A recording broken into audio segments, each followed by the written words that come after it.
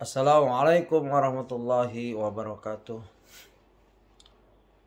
Alhamdulillah hamdan katsiran tayyiban barakan fihi kama yuhibbu rabbuna warda. Wa asyhadu an la ilaha illallah wahdahu la syarikalah wa asyhadu anna Muhammadan abduhu wa rasuluh. Ya ayyuhalladzina amanu taqullaha haqqa tuqatih wa la tamutunna illa wa antum muslimun. Allahumma salli wa sallim ala nabiyyina Muhammad amma ba'du. Allah berfirman, laqad kana fi qasasihim ibaratul liulil albab. Sungguh pada kisah-kisah mereka itu terdapat pengajaran bagi orang yang mempunyai akal. Quran surat Yusuf ayat 12, surat 12 ayat 111.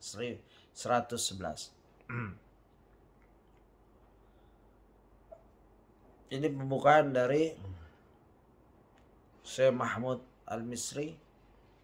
Saya ringkas saja. Kajian kita ini nomor perdana nomor 1, kajian 1, jilid 1, halaman 33, yaitu muqaddimah. Buku rujukan adalah Ensiklopedia Sahabat, susunan Syekh Mahmud Al-Misri, dan berupa terjemahan yang dicetak oleh penerbit Imam Asy-Syafi'i. Kita mengambil faedah semampunya dari kitab-kitab yang bagus, terutama di bidang sejarah. Ustadz Mahmud Al-Misri memulai setelah muqaddimah ayat dan lain-lain, ada tulisan beliau, sungguh urusan umat ini tidak layak diemban kecuali dengan apa yang layak bagi generasi pertamanya, yaitu generasi sahabat maksudnya. Tidak seorang berakal serta beriman pada Allah dan hari akhir pun yang meragukan bahwa para sahabat adalah sebaik-baik makhluk setelah para nabi dan rasul sallallahu alaihi wasallam. Tidak diragukan pula bahwa Nabi Muhammad SAW adalah penghulu anak-anak Adam, dan para sahabat beliau adalah generasi serta kaum terbaik yang pernah ada di muka bumi. Itu beliau salah satu muqaddimah menulis seperti itu. Pengetahuan tentang keadaan akhlak serta perjalanan hidup para sahabat akan menerangi jalan setiap mukmin yang ingin meneladani perilaku Rasulullah SAW dalam hidupnya. Beliau mengutip ayat yang tadi saya bacakan, laqad kana fi qasasihim ibratul liulil albab.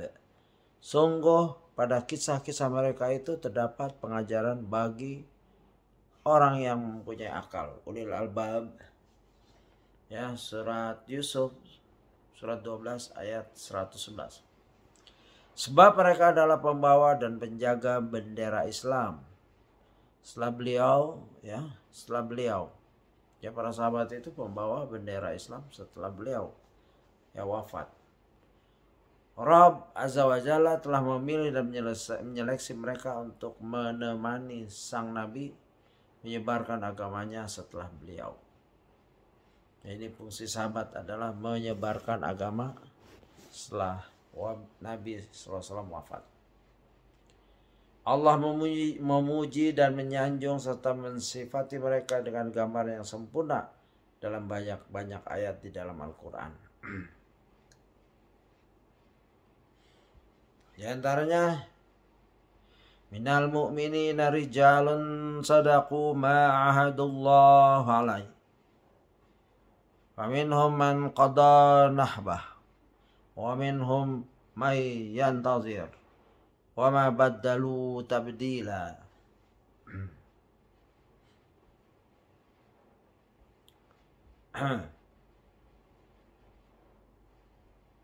Artinya, itu dalam surat Al-Ahzab surat 33 ayat 23. Di antara orang-orang mukmin itu ada orang-orang yang menepati apa yang telah mereka janjikan kepada Allah. Dan di antara mereka ada yang gugur. Dan di antara mereka ada pula yang menunggu-nunggu. Ya, dan mereka sedikit pun tidak mengubah janjinya. Ya, para sahabat itu mempunyai sifat menepati janji. Terutama janji mereka kepada Allah dan Rasulnya. Begitu. Rijalun la tulhihim tijaratu wala bai'u an dzikrillah wa iqamis salati wa ita'iz zakah yakhafuna yawma tataqallabu fihi al-qulub wal absar. Orang yang tidak dilalaikan oleh perdagangan dan jual beli dari mengingat Allah, melaksanakan salat dan menunaikan zakat, mereka takut pada hari ketika hati dan penglihatan menjadi guncang, yaitu hari kiamat. Surat An-Nur, surat 24 ayat 37. Ini semua ayat menjelaskan tentang kedudukan sahabat Nabi SAW. والسابقون الأولون من المهاجرين والأنصار والذين اتبعوهم بإحسان رضي الله عنهم ورضوا عنه وأعد لهم جنات تجري من تحتها وأعد لهم جنات تجري تحتها الأنهار خالدين فيها أبدا ذلك الفوز العظيم. Dan orang-orang yang terdahulu lagi yang pertama-tama masuk Islam di antara orang-orang muhajirin dan ansar dan orang-orang yang mengikuti mereka dengan baik, Allah ridha kepada mereka, surga-surga yang mengalir di bawahnya, ya. Allah ridha kepada mereka dan mereka pun ridha kepada Allah. Allah menyediakan bagi mereka surga-surga yang mengalir di bawahnya, sungai-sungai.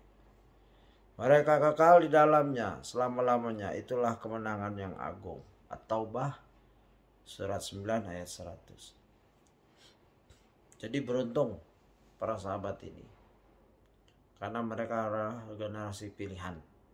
Ayat-ayat ini berhubungan dengan mereka.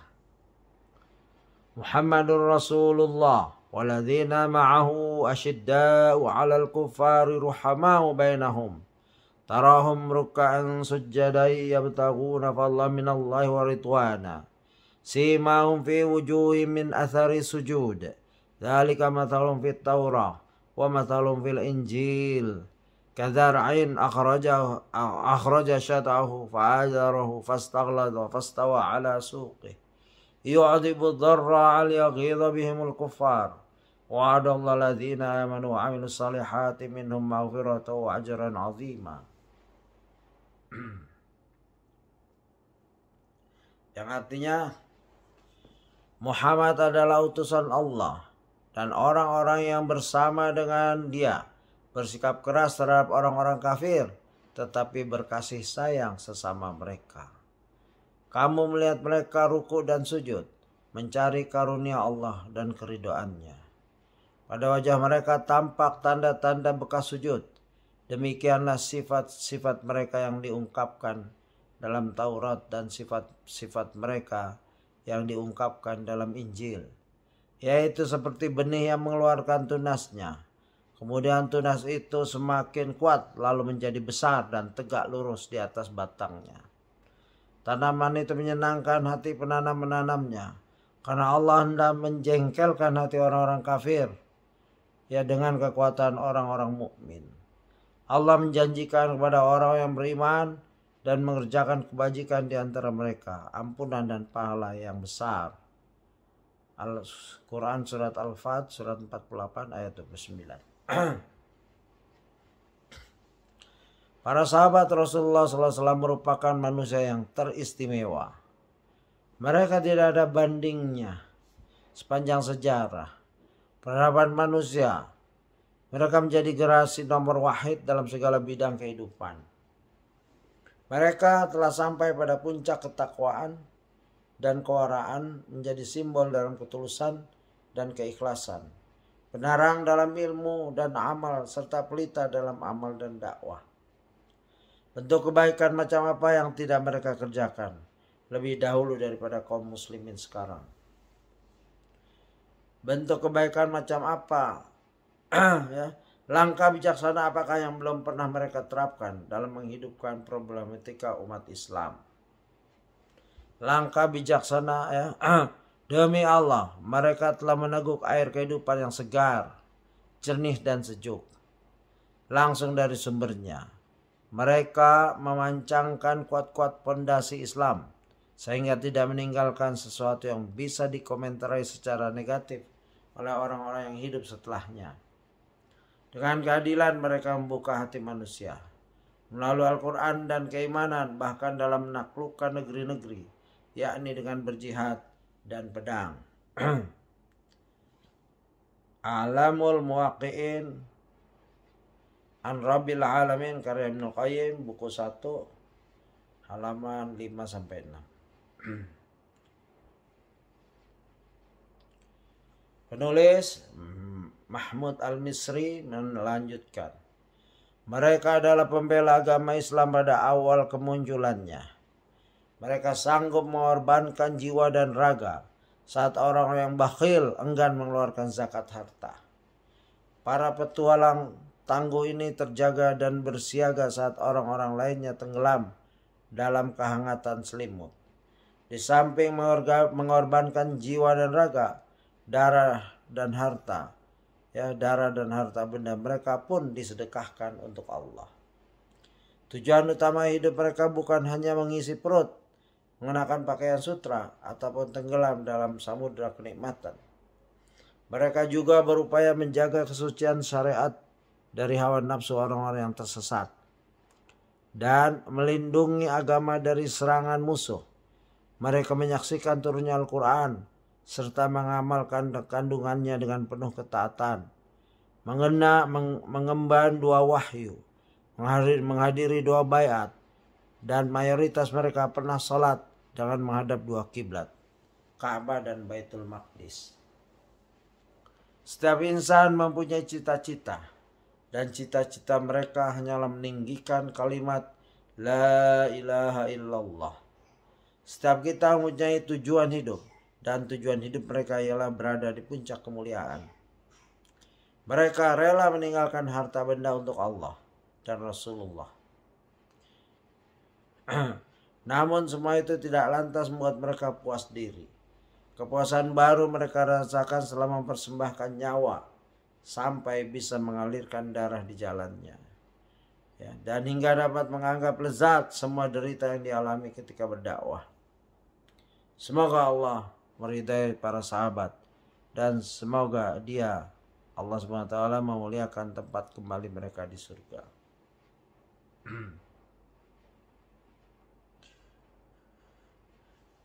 Tadi catatan kaki tentang mengemban 2 wahyu, maksudnya ayat Al-Quran yang diturunkan secara bertahap selama masa kenabian di Mekah dan di Madinah. Dan dikutip dari Muqaddimah Dr. Aid Al-Qarni dalam Suar min Syiaris Sahabah. Ya, begitu.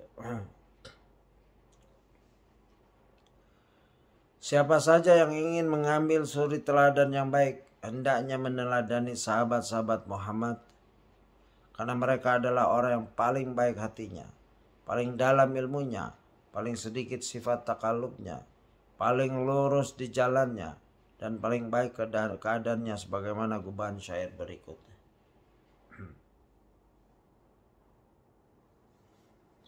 Mereka tumbuh di bawah naungan jihad, dilahirkan di bawah atap kemuliaan dan kedermawanan. Kening mereka tak pernah tunduk kecuali kepada Pencipta, tak pernah menyembah selain kepada Zat Pencipta semesta.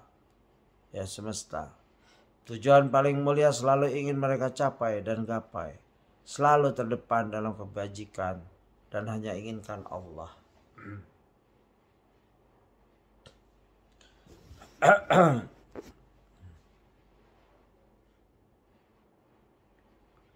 Maka itu wajiblah bagi kita mencari informasi tentang mereka, mengetahui perjalanan hidup mereka, serta menyebarkannya ke tengah kaum muslimin